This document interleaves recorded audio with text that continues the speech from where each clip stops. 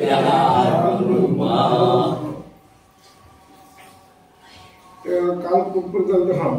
ही दोन्ही देशी होणी एकी साक्षीभूत जोडली तसे व्यक्तियुक्ताचेकडे सगळी वस्तूच्या ठाई ते तरी व्यक्त ना अव्यक्त नित्य ना नाशवंत ज्या दोही भाव अतीत अनादि सतत ते म्हणजे वस्तू जी आहे म्हणजे याचा अर्थ हे अधिष्ठानभूत असलेले जे ब्रह्म आहे त्या ब्रह्माच्या ठिकाणी जसं किंवा त्यांनी उदाहरण दिलं की जर सोन्याच्या ठिकाणी दागिनं बनणं आणि ते आटणं हे दोन्ही गोष्टी होत राहतात सुवर्ण साक्षीभूत असतं तसं या वस्तूच्या ठिकाणी या जगाचं उत्पन्न होणं आणि या जगाचा नाश होणं किंवा या जगाचा आविर्भाव होणं तिरोभाव होणं नाश हा शब्द तसा वेदांताच्या दृष्टीनं बरोबर नाही तिरोभाव होणं वेदांतामध्ये काही वस्तू नष्ट होत नाही ती फक्त लीन होते एवढंच आहे या पद्धतीने म्हण तसं म्हणाले ते तरी व्यक्त ना व्यक्त आता याच्यामध्ये जे अधिष्ठानभूत आहे त्याचा जर विचार केला तर त्याला काय म्हणावं त्याला व्यक्तही म्हणता येत नाही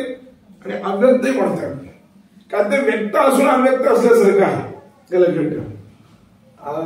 पुढं याच्यातही विषय करणार की आता आपले हे जे चैतन्य आहे ते कसं सगळीकडे तर ते माहीत नाही असं नाही आपल्याला माहीत आहे पण माहीत असूनही आपल्याला ते माहीत नाहीये असंही माहीत असूनही माहीत नाहीये याचा अर्थ काय की ते सर्वसामान्य असल्यामुळे निर्विशेष असल्यामुळं सगळीकडे असल्यामुळे व्यापक असल्यामुळे त्याच्याशिवाय काही होतच नाही म्हणल्यानंतर ते सगळीकडे आहेच आहे पण आपल्याला ते पाहिजे सवय नाहीये आपल्याला फक्त त्याच्या वर होणाऱ्या सगळ्या घडामोडीची सवय असल्यामुळं कारण ह्या सगळ्या गोष्टी त्याच्याशिवाय दिसत नाही म्हणजे याचा अर्थ आपण ते पाहत नाही असं नाही पण पाहून सुद्धा न पाहिल्यासारखी आपली अवस्था आहे ना त्या बाबतीमध्ये काय बोलायचं होतं तर पाहून सुद्धा न पाहिल्यासारखं म्हणजे कळून सुद्धा न कळणं म्हणतात किंवा डोळे असून सुद्धा आंधळे म्हणतो की आपण तसं म्हणून ते वेदांतामध्ये चक्षुष्पंत असा एक शब्द प्रयोग खास तत्वज्ञानी लोकांसाठी आहे तत्वज्ञानी लोकांना काय म्हणतात हे चक्षुष्मान आहे म्हणजे बाकीचे सगळे काय आंधळेच बाकी सगळे आंधळे म्हणजे का आंधळे का कारण ते आंधळ्याच्या वस्तू दिसत असून पाहत नाहीत आपण जे दृष्टी आहे जे मूळ स्वरूप आहे त्याचं ते मूळ स्वरूप आपल्याला दिसत नाही म्हणजे ते म्हणजे आपल्या प्रत्येक वस्तूच्या ठिकाणी प्रतिबोध विदित असं यानं म्हटलंय कोणी उपनिषदाने उपनिषद काय म्हणतो की केनोपनिषदाचा हा मंत्र आहे प्रतिबोध विदितम प्रतिबोध या शब्दात प्रत्येक ज्ञानामध्ये आपल्याला ब्रह्म कळतं म्हणजे जे काही ज्ञान आहे ते ज्ञानच ब्रह्म असल्यामुळं प्रत्येक ज्ञानात आपल्याला ब्रह्म कळतं म्हणजे घटज्ञान पटज्ञान आहे की नाही व्यवहारातलं कुठलंही ज्ञान असू द्या व्यवहारिक जे ज्ञान आहे म्हणजे ज्याला आपण मीच स्फुरणापासून सगळं ज्ञान आहे काहीच नाही त्याला काहीच कळत नाही असं म्हटलं किती वेळा माणूस होत त्याला मी करतो की नाही किती वेळा असं तर मी करतो की नाही मी तर ज्ञानही ब्रह्मज्ञानच आहे ना आहे की नाही तर आपल्याला तो कळत नाही असं नाही तर ते बोध विदित आहे वस्तूचा प्रत्येक बोधाच्या द्वारा आपल्याला कळतं पण तसं असं तरी ते विदित आणि अविदिताच्या वर आहे असं पण उपनिषद म्हणतं विदितात अधो अविदितात अधि पुढं काय म्हणतं त्यांनी की ब्रह्म हे म्हणजे कशी भानगड आहे ती नीट समजून घ्या ब्रह्म हे प्रत्येक ज्ञानामध्ये आपल्याला किंवा प्रत्येक गोष्टीमध्ये आपल्याला कळतं काय आणि कळत असून सुद्धा पुन्हा ते कसे म्हणाले विदित आणि अविदित या दोघांच्या वर आहे कशामुळं विदित म्हणजे आता आपल्याला प्रत्येक ज्ञानामध्ये ब्रह्म कळत जरी असलं तरी आपण ब्रह्मज्ञान म्हणून कुठे त्याच्याकडे पाहतो नाही पाहत आणि मुक्ती होत नाही तसं जर मुक्ती व्हायला पाहिजे की ब्रह्मज्ञानात मुक्ती होते तर प्रत्येक ज्ञान तर ब्रह्मज्ञान प्रत्येक ज्ञानात मुक्ती व्हायला पाहिजे होती का नाही होत म्हणून ते विदित असूनही अविदित असल्यासारखे आणि अविदित जे इतर पदार्थ अविदित म्हणजे जे माहित नाही आपल्याला कळत नाही आपण कधी ज्ञान झालेलं नाही आपल्याला असे पदार्थ त्यांच्यामुळे हे कळतं म्हणून हे विदित पण आहे म्हणून विदित आणि अविदित या दोन्ही पदार्थातून वेगळं आहे असं ते उपनिषदाची जी भाषा आहे उपनिषदाची जी भाषा आहे ती या पद्धतीने बोलली जाते तेच ते म्हणतात म्हणून याला व्यक्तही म्हणता येते अव्यक्तही म्हणता येते हा उपनिषदांचा जो भाव आहे की नाही तोच भाव या ओवीमध्ये येऊ शकतो येतो त्याला व्यक्तही म्हणता येत नाही अव्यक्तही म्हणता येत नाही नित्य ना नाशवंत, त्याला नित्य म्हणता येत नाही, कारण शेवटी पुन्हा नित्य हा शब्द नाशाच्या अपेक्षेने नित्य म्हणताय तुम्ही. आधी परवा जे म्हटलं की नाही, हे दोघं एकमेकांना सूचित करतात, एकमेकांचे सापेक्ष. तसं व्यक्त हा शब्द अव्यक्ताच्या सापेक्ष, अव्यक्त हा शब्द व्यक्ताच्या सापेक्ष आहे. ब्रह्म हे सदोदितच आहे, त्यामुळे त्याला व्यक्त म्हणता येत नाही. सदोदित असल्यामुळे नित्य नाशवंतही नाही, नित्य नाही, या दोही भावा अतीत अनादि सिद्ध. म्हणून ज्याला ज्याला तुम्ही नित्य समजता, ओबीत येतात तर ते नित्य नाही असं त्याचा अर्थ नाही करायचा, तसं नाही अर्थ करायचा. याला ज्याला ज्याला तुम्ही नित्य समजता, कारण काय त्यांना म्हणायचं काय की इतर दर्शनकार ज्याला नित्य म्हणतात, इतर दर्शनकारामध्ये मुख्य नैयायिकच घ्या ना. नैयायिक जे आहे ते काय म्हणतात, द्रव्य जे आहेत पदार्थ, द्रव्य किती त्यांच्यामध्ये 9 द्रव्य, 9 द्रव्यामध्ये पृथ्वी, अप, तेज, वायू, आकाश, काल, दिक आणि आत्मा असे 9 द्रव्य आहेत त्याच्यामध्ये. पृथ्वी, तेज, वायू, आकाश, काल, कालात्मदिकांचे पण आहे 9. आता यामध्ये पृथ्वी, अप, तेज आणि वायू यांचे परमाणु नित्य असं ते म्हणतात. यांचे 2 प्रकार करतात ते, कार्यरूप पृथ्वी वेगळी आणि परमाणुरूप पृथ्वी वेगळी. परमाणुरूप पृथ्वी नित्य, त्यानंतर जलरूप पृथ्वी, आपलं परमाणुरूप जल नित्य, परमाणुरूप वायू नित्य आणि परमाणुरूप तेज नित्य. हे 4 यांचे परमाणु नित्य, परमाणु अनंत ते नित्य. आणि त्याच्यानंतर आकाश, काल, दिशा, आत्मा आणि मन हे 5 द्रव्य असे म्हणून हे सगळे नित्य आहेत त्यांचं म्हणणे. वेदांतामध्ये एकही नित्य नाही, आत्मा जो सोडला तर वेदांतामध्ये हे एकही नित्य नाही. कारण वेदांत नित्याची परिभाषा जी आहे ती नुसतं हे नाहीये काय, न जन्मन न मरण अशा अर्थानं नाहीये. परवा पाठामध्ये सांगितलं होतं, पंचदशीच्या पाठात सांगितलं होतं की वेदांत काय म्हणतं की सत्यत्वातिरिक्त नित्यत्व नाहीच आहे. काय वेदांत काय सांगतं, सत्यत्व अतिरिक्त नित्यत्व नाही. सत्यत्व शब्दाचा अर्थ काय, सत्यत्व म्हणजे जे त्रिकाला बाधित आहे. वेदांत म्हणतात ते कोणी त्रिकाला बाधित नाहीये. एक आत्मा जर सोडला, त्यांच्यातला आत्मा हा एक द्रव्य सोडलं, पण ते आत्म्याला द्रव्य मानतात, वेदांत ते द्रव्य मानत नाही, ते सोडते, बाकीचा विषय सोडते. पण आत्मा जर सोडला तर बाकी सगळं त्याला जे ते नित्य म्हणतात ते म्हणा, किंवा सांख्यांच्या मध्ये किती पदार्थ आहेत, 24 पदार्थ आहेत. त्यात प्रकृती आणि पुरुष सोडले तर बाकीचे सगळे पदार्थ नाशिवंत असल्यासारखे आहे. तर ते त्याला नित्य म्हणतात, म्हणजे ते प्रकृतीला नित्य मानतात ना. मग प्रकृती आपल्या दृष्टीने नित्य नाही, म्हणून ज्याला ते नित्य म्हणतात किंवा इतर दर्शकाला ज्याला नित्य म्हणत असतील त्याच्या व्यतिरिक्त हे ब्रह्म असं त्यांना सांगायचे. म्हणजे म्हणून ते नित्यही नाही.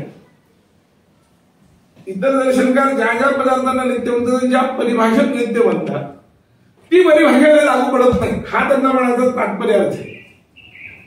अनादि सिद्ध आहे म्हणून तो नित्यही नाही आणि नाशवंतही आहे. नाशवंत तर नाहीच आहे. नाशवंत या शब्दानं क्षणिक वगैरे, जसं ह्यांच्यामध्ये बौद्धांच्या मध्ये क्षणिक पदार्थ असतो, 2 क्षण राहतो कुठलाही पदार्थ. आता आपण एवढ्या वर्षापासून जगलो, आपण किती वय सांगतो आपलं, 60-70 सांगतो की नाही. बौद्धांच्या मनात ते तुमचं वय फक्त 2 क्षण, 60-70 काही खरं नाही, तुम्ही नष्ट झालेले असते. प्रत्येक 2-3 क्षणी तुम्ही नवीन आहे. पहिले 2 क्षण तुमचं अस्तित्व आहे, 3ऱ्या क्षणी तुमचं अस्तित्वच नाही. पहिलं अस्तित्व असते, म्हणजे तुम्ही जन्मल्यापासून आतापर्यंत जेवढे क्षण झाले तेवढा वेळ तुम्ही नष्ट झालेला आहात. म्हणजे तुम्ही एक नाहीये, स्थिर नाही, प्रत्यविज्ञान नाही. मग आठवण कशी येते, तर त्याला त्यांनी एक शब्द प्रयोग केला, आलय विज्ञान म्हणून. बौद्धांचं तत्व नाही, हे फार भयानक आहे आणि फारच गुंतागुंतीचं आहे. आलय विज्ञान म्हणतात. ते काय म्हणतात की पहिलं 2 क्षण नष्ट होत असताना ते ज्ञान काय करतं, येणाऱ्या नवीन याच्यामध्ये संक्रमित होतं. म्हणून आपल्याला आतापर्यंतची आठवण आहे, लहानपणाची काय आठवण आहे आपल्याला, त्याचं कारण ते सांगतात. स्थिर पदार्थ एकही नाहीये, कोणीच नाही स्थिर. आत्मा ना स्थिर, ना शरीर स्थिर, ना बुद्धी स्थिर, ना जगत स्थिर, कुठलाही पदार्थ स्थिर नाही. ते या पद्धतीने नाही. तर या पद्धतीने सुद्धा नाशवंताचा विचार केला तर ब्रह्म तसं याही पद्धतीत बसत नाही. आणि नैयायिक किंवा इतर दर्शनकार ज्याला नित्य म्हणतात त्या ते बसत, म्हणून ते नित्य नाश होतं. या दोन्ही भावा अतीत, या दोन्ही भाव जे आहेत यांच्या पलीकडे ब्रह्म आहे. काही या दोन्ही भावांना ते अधिष्ठानभूत आहे. पलीकडे म्हणजे अतीत का म्हणायचं, नित्य पदार्थांचे, म्हणून नित्य चेतनच चेतनाला असं म्हटलंय. श्वेताशोधक निषेधामध्ये ब्रह्माच्या बाबतीत सांगणार काय सांगितलं, नित्य निबंध केले ते नित्य चेतनच चेतनाला. मी नित्याचं ते नित्य आहे आणि चेतनाचं ते चेतन आहे असं म्हटलं. म्हणजे काय झालं, ते हाच भाव आहे, नित्य चेतनच चेतना. तसं या दोन्ही भावात येतं अनादिसिद्ध तो पदार्थ म्हणाले. जे हे विश्वजे होऊन असे परी विश्वपण नासले न नासे. बघा याचं विवरण पुढल्या अक्षरे पुसलियानं पुसले अर्थ जैसा. जसं म्हणजे काय आहे, म्हणजे हे विश्व होऊन असे, विश्वजी होऊन असे म्हणजे दिसतं ते विश्व होऊन आपल्याला दिसतं. परी विश्व पण नासिले न नासे. प्रपंचत्व नष्ट झालं, विश्वपण म्हणजे प्रपंचत्व जो पदार्थ विश्व, ते नष्ट झालं तरी हे नष्ट होत नाही. जसं म्हणाले अक्षरी पुसल्यानं पुसे अर्थ जैसा. जसं अक्षर पुसल्यानंतर अर्थ नष्ट होत नाही तसं म्हणाले. अक्षर पुसल्यानंतर जसं अर्थ नष्ट होत नाही तसं ते करा. याचा अर्थ असा की हे विश्वजे उनी असे या शब्दामध्ये तादात्म्य संबंध काय, वेदांतामध्ये काय आहे, ब्रह्म्याचा आणि जगाचा संबंध कोणता आहे, तो तादात्म्य. जगत जे आहे ते तादात्म्य कोणतं, खरं तादात्म्य नाही, त्याला आध्यासिक तादात्म्य संबंध म्हणतात. आध्यासिक तादात्म्य संबंध असल्यामुळं काय होतं की ते जग म्हणजे जसं दोरी आणि सापाचा जो संबंध आहे, दोरी आणि साप एकच आहे, तसं जगाचा आणि विश्वाचा ब्रह्म्याचा संबंध. म्हणून विश्वाची होणी असे, म्हणून दोरी जसं साप होऊन असते, पण सर्पत्व नष्ट झाल्यानंतर दोरी नष्ट होते का, तसं विश्वपण नाचलेले नाचे. विश्वपण म्हणायची गरज नव्हती, विश्व नाचलेले नसे म्हणजे चाललं असतं. म्हणजे वेदांत पण येत नाही का, म्हणजे विश्वत्वाचा भ्रम होत नाही ना, विश्वाचाच भ्रम होतो. सर्पत्वाचा भ्रम होत नाही, सर्पाचाच भ्रम होतो. पण विश्वपण नाचले नाचे अक्षरी पुजल्याने पुसे अर्थ द्यायचा. पायपात तरंग, तेच पुढे उदाहरण देत आहे. पायपात तरंग तरी होत जातं, परी ते उदक ते अखंड असत. तेवी भूतभावी नाशवंत अविनाशजे. तरंग येतात जातात, तरंग येतात जातात, पण उदक पण नष्ट होत नाही. समुद्रोही तरंग हा क्वचित समुद्रोन तारंग हा. शंकराचार्यांनी जे म्हटलं की अभिनय उपनयामध्ये फार सुंदर वाटलं. तिथलं ते उदाहरण आहे काय, सामुद्रोही तरंग हा. तरंग हा समुद्राचा असतो, पण तरंगाचा समुद्र नसतो. तरंग समुद्राचा असतो, पण तरंगांचा समुद्र नसतो. तेच सांगतात ते पायपात तरंग तरी होत जातात. तरंग येतात जातात, येतात जातात, येत नसतात. पण ते उदाहरण ते अखंड असतं. पण मूळ समुद्र त्याच्यात कसं घे, पाणी जे आहे ते अखंड असतं. कितीही त्याच्यावर लहरी आल्या, कितीही काही जरी तरंग आली तरी ते नष्ट होत नाही. ते भूतभावी नाशवंत अविनाश. त्याप्रमाणे यामध्ये भूत आणि भावी झालेले कित्येक पदार्थ नष्ट होणार आहेत, आणि भावी भविष्यातले कित्येक पदार्थ उत्पन्न होऊन नष्ट होणार. पण हे मात्र कसं आहे, अविनाशी होणार आहे. म्हणून नाटरी आटतीये अलंकारी नाटते कनक जसे यापरी ते बी मातीये जीवाकारी अमर जे आहे. जसं म्हणाले अलंकार आटलं तरी कनक आटत नाही, सुवर्ण आटत नाही. अलंकारांची जरी आठवण केली तुम्ही तरी सोनं आटतं का, सोनं आटत नाही. तसं नाही, देवी माती जीवाकारी अमर जे आहे. मरती जीवाकारी, जेव्हा जीवाकार मरतो तेव्हा हे मात्र अमर नाही, ब्रह्मा अमरच असतं. असं ते परब्रह्म वस्तू ते अखंड आराधे. म्हणून ते म्हणाले की नातरी ते मरती जीवाकारी अमर जे. ब्रह्म हे नित्य आहे, शुद्ध आहे, बुद्ध मुक्त आहे या अर्थानं. म्हणून नित्य आणि अनित्य या शब्दांचे अर्थ इतर दर्शनकारांच्या दृष्टीतून बघितले तर ही विसुकते, नाही तर नाही सुटत. अलग असो बहुतेक श्लोक संपला वाटतो. अव्यक्तोक्षर इत्युक्त समाव परमागतिम यम प्राप्य निवर्तन्ते तद्धाम परमं मम पुरुष परः पार्थम भक्त्या लभ्यस्त्वनन्या यस्यांतस्थानी भूतानी येन सर्वमिदं ततम. म्हणजे अव्यक्त अक्षर इत्युक्तम तमाम परमागती म्हणून तर याला अव्यक्त आणि अक्षर असं म्हणतात. अक्षर म्हणजे नष्ट न होणार, अव्यक्त म्हणजे प्रकट न होणार. यम प्राप्य निवर्तन्ते, ज्याला प्राप्त झाल्यानंतर कोणी निवृत्त होत नाही, वापस येत नाही. तर धाम परमम, ते धाम आहे. ते मोक्षाला एकदा गेला, कारण मोक्षाला एकदा प्राप्त होऊन बहुतेक म्हणजे एक दयानंद जर सोडले अहिलेल्या काळातले, तर बाकी सगळे दर्शन कार्य आहे तो कोणी असो. चारवाक सुद्धा, चारवाकाचं म्हणणं काय, मरण म्हणजे मोक्ष, त्याच्यामध्ये पुन्हा वापस येत नाही. म्हणून मृत्यू काय, यावत जीवन सुखन जीवे नंतरचा पाठ आहे. मूळ पाठ चारवाकाचा जो आहे तो हाच आहे. नास्ति मृत्यूर गोचरः भस्मीभूत सदेहस्य पुनरागमनं कृता, म्हणजे तो म्हणत नाही. म्हणजे मोक्षाला गेलेलं पुन्हा वापस कोणी येतं असं कोणी मानत नाही. फक्त दयानंद मानतात, ते मुक्तांची पुनरुत्पत्ती होती म्हणतात. ते कुटुंब मानतात ते माहित नाही, ते सोडत कोणी मानत नाही. तर म्हणून यम प्राप्य निवर्तते, मोक्षाला एकदा प्राप्त झालं तर धाम बरोबर. ते धाम म्हणजे तेज, धाम शब्दाचा अर्थ स्थान किंवा तेज, आश्रय. तर ते आश्रय म्हणा, स्थान म्हणा, ते तेज म्हणा, ते माझं आहे. आश्रय म्हणजे वैकुंठ लोक या अर्थानं धाम वापरला तर ते होईल आश्रय, स्थान. आणि तेज म्हणजे ते स्वरूप, असं अर्थ म्हणून माझं स्वरूप आहे असा अर्थ त्याच्यात करत आहे. पुरुष पार्थ भक्त्या लभ्य, हा जो पुरुष आहे, परपुरुष, हा जो ब्रह्म आहे, हे कशाला प्राप्त होतो म्हणाले, अनन्य भक्त्या तो लभ्य, अनन्य भक्तीने तो प्राप्त होतो म्हणाले.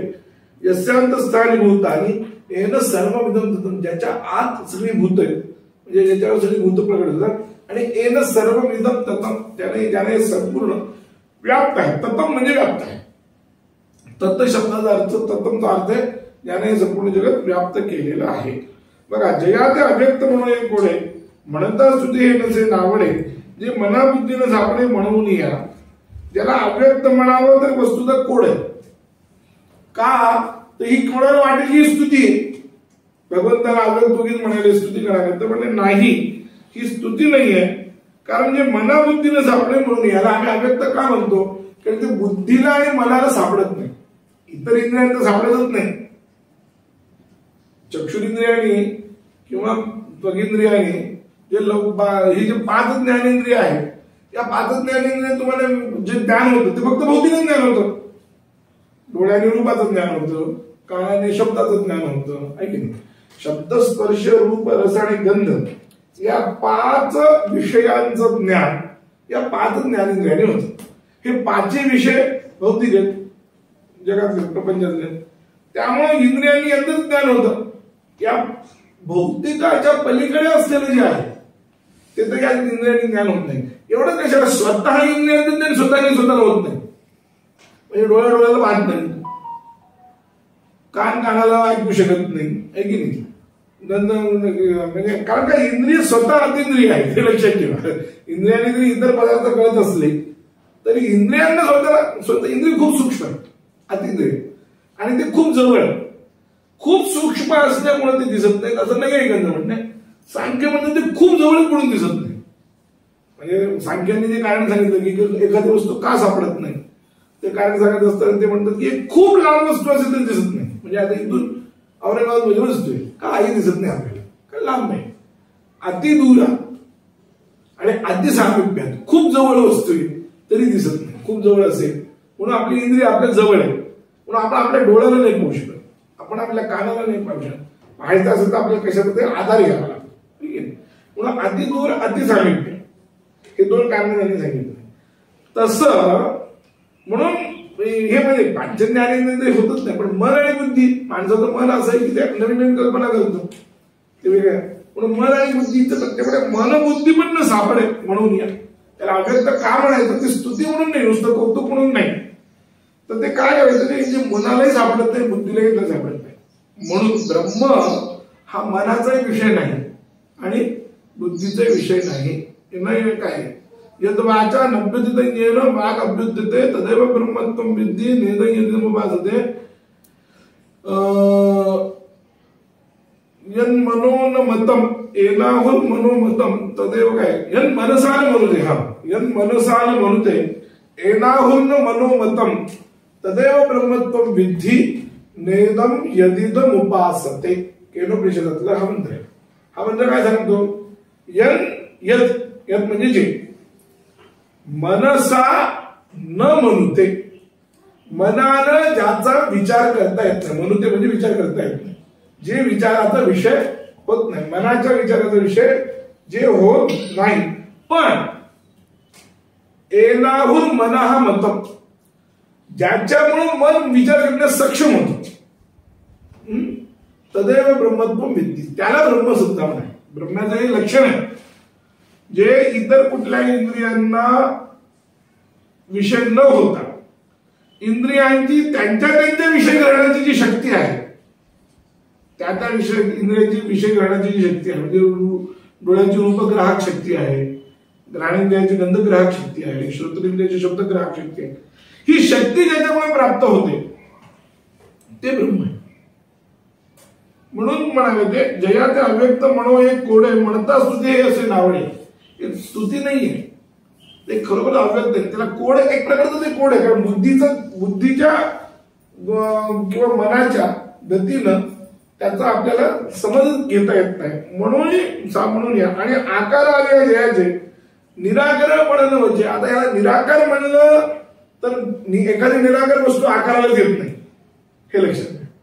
निराकार वस्तू म्हणजे आपण तुम्ही घटाकाश मटाकाश किती बोला ते आकाराला येत नाही वस्तुधा तसं ब्रह्म हे आकाराला येतच नाही पण आकाराला म्हणजे निराकार आहे मुळात पण ते आकारा आलं तरी त्याचं मूळ निराकार पण जात नाही हे किती नवल आहे ना म्हणून म्हणाले आणि आकार आली याचे याचे निराकरपण वचे आकार लोप विसंची नित्यता का त्याचा आकार लोप होत नाही आणि त्याची नित्यता असते म्हणजे वर येणारा आकार जरी वर आला तरी त्याचा मूळ निराकाराला बाध येत नाही मूळ निराकार त्याला बाध येत नाही आणि आकार नष्ट झाला म्हणून नित्य त्याला बाध येत नाही मग याला काय म्हणायचं व्यक्त म्हणायचं काय व्यक्त म्हणायचं हे बुद्धीला कोठे असं ब्रह्म एक खरोखर म्हणून ते अनिर्वचनीय असा एक शब्द प्रयोग आपल्याकडे म्हणतात पुराणामध्ये भगवंताच्या बाबतीमध्ये सांगतात की आमची बुद्धी चालत नाही त्याचं कारणच आहे आमचीच काही कोणाचीच बुद्धी चालत नाही म्हणून सांगितलं ना या ह्याच्यामध्ये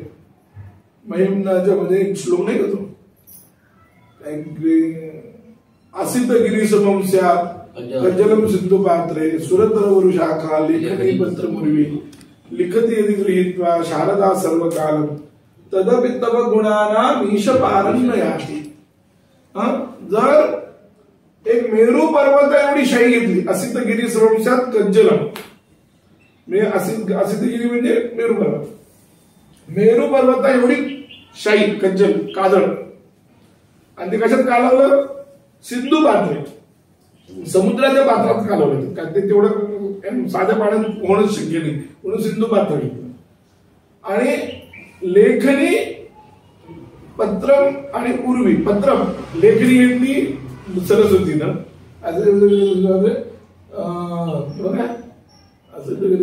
कज्जलम सिंधू पात्रे सुरतरू शाखा लेखनी कोणती तर कल्पवृक्षाच्या फांदी सुरतरू म्हणजे कल्पवृक्ष पण 5 आहे एक पारिजातक जे आहे ना ते कल्पवृक्षच आहे काय पण ते आता स्वर्गातून खाली पृथ्वीवर आलं म्हणतात ते तेवढं देवत्व नष्ट झालं नाही तर ते मुळात संतान कल्पवृक्ष पंचेते देवतरव मंदार पारिजातक हा संतान कल्पवृक्ष पुंसिवा हरिचंदनम असा अमरकोश हे 5 देवतरू आहेत त्यातलं कुठलं एक देवतरू घ्या त्याची एक शाखा आहे ती लेखनी बोलून आणि ती आणि पत्र कोणतं तर संपूर्ण पृथ्वी कशावर लिहायचं पृथ्वी तरी सुद्धा तुझ्या गुणांचा पार येणार नाही असं वाटतं ते सगुणाच्या अपेक्षेने लिहिले त्यांनी पण वस्तुतः ते सगुणाच्या अपेक्षेच्या अवघड निर्गुण आहे.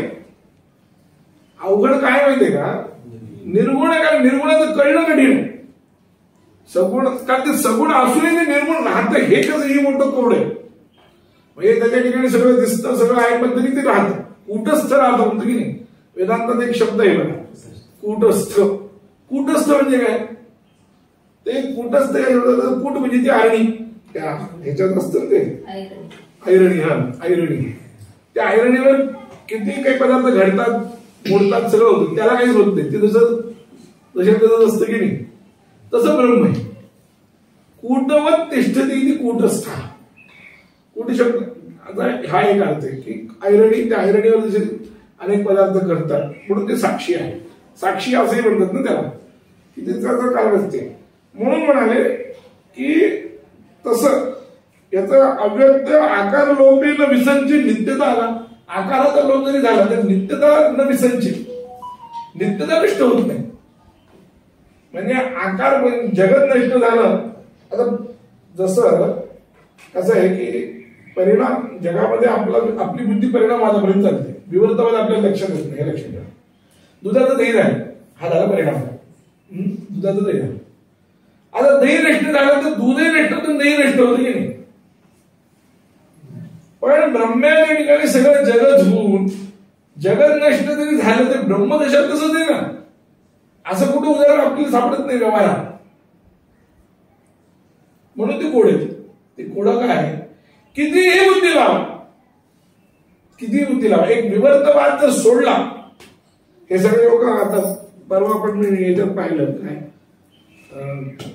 पॉडकास्ट मध्ये आता ते हल्ली ते समाजवादी आर्य समाजाचे फार पोरं फार हे बोलायला लागले. आर्य समाजाचे लोक फार असहिष्णू असतात. एक तर त्यांना काही कळतही नाही, शास्त्राचं ज्ञान नाही, उगी 2-4 मंत्राचे काहीतरी अर्थ अर्धवट येते आणि ते करतात.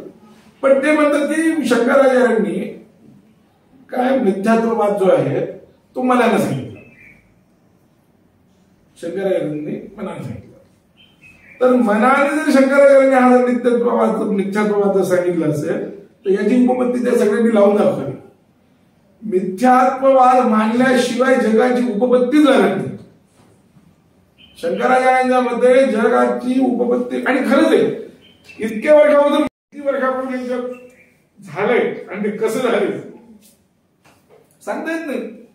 सांगता येत नाही. प्रत्येक आपली एक वेगळी थिअरी मांडतो. ती थिअरी बघतो, त्याला काही प्रमाणभूत थोडीच नाही. एक येतो एक थिअरी म्हणतो, दुसरा येतो दुसरी थिअरी म्हणतो, आणि आपल्याकडे खूप देण्याचा प्रयत्न केला नाही की जगत तयारी आहे आणि ते असताना त्याचं मूळ कारण मात्र जशा तसं आहे. याची उपपत्ती मिथ्यात्ववाद मानल्याशिवाय अन्य कुठल्याही वादाने त्याची उपपत्ती लागत नाही. जगाची उपपत्ती लागत नाही. मी ठामपणे सांगतो, ठामपणे मिथ्यात्ववादाशिवाय मूळ कारणामध्ये अविकृत मूळ कारण राहिलं पाहिजे. मूळ कारण अविकृत राहिलं पाहिजे आणि ते नुसतं अविकृत राहून चालणार नाही, ते उपादान कारण असलं पाहिजे. आपल्याकडे काय सृष्टीमध्ये जगाचं कारण उपादान म्हणून सांगितलंय. ते उपादान म्हणजे कारण कोणतं असतं? जे सगळ्या कार्यामध्ये अनुस्यूत असतं. ते कार्यात अनुस्यूतही असलं पाहिजे आणि पुन्हा कार्य नष्ट झाल्यानंतर मात्र ते जशा तसं राहिलं पाहिजे. हे 2 अटी आहेत. असं एकाचंही कारण नाही, एकाही वादाचं कारण नाही असं या पद्धतीने माहिती का. परमाणू सुद्धा अनित्य कसे ते सिद्ध केले शंकराचार्यांनी. परमाणू सुद्धा नाही, एक परमाणू नित्य मानतात, शंकराचार्य मानत नाही. शंकराचार्यांनी परमाणू सुद्धा अनित्यच ठरतो हे त्यांनी शेवटी सांगितलं. कृष्ण प्रसक्ती निरवयत्व शब्दकोप असं एक ब्रह्मसूत्र आहे. त्या ब्रह्मसूत्रामध्ये त्यांनी आरोप केला की ब्रह्म येथून तर पूर्ण रूपानं परिणाम होतं का एक रूपानं परिणाम होतं. जगामध्ये जगत रूपानं ते भासतं ना, तर ते संपूर्ण सर्व रूपानं जगत होतं का एका रूपानं जगत होतं. काही म्हणलं तरी दोष आहे. कृष्ण प्रसक्ती जर झालं म्हणजे ते पूर्ण रूपानं परिणाम होतं म्हणलं तर ब्रह्म निरवय हे म्हणता येत नाही, ते सावय मारावं. एक देशाने होतं म्हणलं तरी निरवयत्व राहतं आणि नित्य राहत नाही, अनित्य राहतं असं त्यांना म्हणायचं. शंकराचार्य म्हणले तुमचं परमाणू ते तसंच, तुमचा परमाणू तरी काय होतं. ते म्हणतात 2 परमाणू एकत्र येतात, तर परमाणू 2 एकत्र येतील कसे? संयोग कसा होईल परमाणूंचा? कारण त्यांना खाली वर जागाच नाहीये, ते निरवय आहे. दोघांचा संयोग वगैरे अवयव पाहिजे की नाही? अवयवच नाही तर तुम्ही संयोग कसा मानता? म्हणजे तुमचा संयोगच होत नाही. संयोगच होत नाही म्हणजे तुमच्याच होत नाही म्हणाले. शंकराचार्य जे जे जे दोष आमच्यावर दिले तुम्ही ते सगळे दोष तुमच्यावर येतात कोण सांगितले? हे सांख्यांनी सांगितलंय, त्यांनी सांगितले, कोणाला नैयायिकांनी सांगितलं, आणि तेच वैज्ञानिकांना सुद्धा लागू पडतं. थोडस डोकं जर लावलं वैज्ञानिकांची प्रक्रिया, ती सगळी प्रक्रिया उलट होते. का तर स्वप्न जे आहे आत्मनेचैव विचित्राश्चही असं ब्रह्मसूत्र आहे. जसं जगात स्वप्न आपल्या आत्म्याच्या ठिकाणी दिसून सगळं दिसून पुन्हा स्वप्न नष्ट झालं तरी आत्मा जसा स्थिर राहतो, तसं हे जगत सगळं उत्पन्न होऊन पुन्हा जशाला तसं मूळ कारण स्थिर राहतं असं उत्तर दिले या सूत्रामध्ये. हे सूत्र आहे, हे काही शंकराचार्यांचं नाही सूत्र, हे कोणाचे? वेदव्यासांचं ब्रह्मसूत्र आहे. त्याच्यामध्ये आता याच्यात माया आहे, हे माया आहे, आलं कशा? तर मिथ्यात्व आहे. तर त्यामुळे इतर कुठल्याही मार्गानं जगाची उपपत्ती लागत नाही, इतर कुठल्याही मार्गानं ब्रह्म नित्य सिद्ध होत नाही, आणि जग ब्रह्म नित्य राहून, निरवय राहून, शुद्ध राहून, बुद्ध राहून, मुक्त राहून उपादान कारण इतर कुठल्याही मार्गानं सिद्ध होत नाही. हे फक्त वेदांतात सिद्ध होतं. आणि भगवद्गीतेला तेच अपेक्षित आहे ना. पुरुष परमपुरुष म्हणतात, व्यक्ती म्हणतात, अव्यक्ती म्हणतात, सगळं म्हणतात ना. भगवद्गीतात काय उपनिषद तेच म्हणतात, त्याला ते उपनिषद आहे आपलं, किंवा उपनिषद सोडून द्या, तुमचं विष्णू सिद्धांत घ्या, त्याला तुम्ही कृषी म्हणता की नाही, स्थूल म्हणता, अणुही म्हणता, बृहद म्हणता, अणु बृहद कृष स्थूला, गुणभृत म्हणता, निर्गुण म्हणता. आता एकच वस्तू अशा दोन विरुद्ध धर्मांनी युक्त कशी होईल? जी अणु आहे ती स्थूल बृहद कशी होईल? जी स्थूल आहे ती कृष कशी होईल? जे निर्गुण आहे ते सगुण कसं होईल? जे लहान आहे ते महान कसं होईल? पण म्हणता की नाही तुम्ही? म्हणता म्हणजे ईश्वराने म्हणजे काय म्हणतात त्याला, त्याचे नाव म्हणा, उपनिषदांनी वगैरे हेच वर्णन केलेलं आहे. विष्णूचं नाम उपनिषद वगैरे सगळ्यांनी वेदांनी असंच म्हटलंय त्याला. चेतन चेतनानाम, नित्य नित्यानाम, चेतन चेतनानाम वगैरे वगैरे आहे की नाही. त्याच्यानं अणुरणीयान, महत्व महियान, अणुपेक्षाही अणु, महानपेक्षाही महान वगैरे वगैरे वर्णन सगळं उपनिषदांनी केले. म्हणून या सगळ्या माहितीचं जर व्यवस्थित आकलन जर करायचं असेल तर मायावाद मानल्याशिवाय गत्यंतर नाही, मिथ्यात्ववाद मानल्याशिवाय गत्यंतर नाही. तरच विरुद्ध दोन धर्म एकत्र येऊन आणू शकतात, एका अवस्थेत असं, एका अवस्थेत असं. नाही तर एक धर्म असताना दुसरा धर्म येत नाही, एकमेकाच्या विरोधीत नाही. जो अणू तो स्थूल कसा होईल? नाही हो. पण इथं भगवंत अणुपणे स्थूलपणे असं त्याचं काय नाही. असं मायावाद शंकराचार्यच म्हणला का? शंकराचार्यांनी नाही म्हणलं, लोक म्हणतात तसं शंकराचार्यांनी म्हणलं. लोकांचा हा मोठा गैरसमज आहे की शंकराचार्यांनी मनाने मांडला, मनाने नाही मांडला. मुळात आहे त्यांच्यावर आरोपच आहे, त्यांच्यावर आरोप आहे.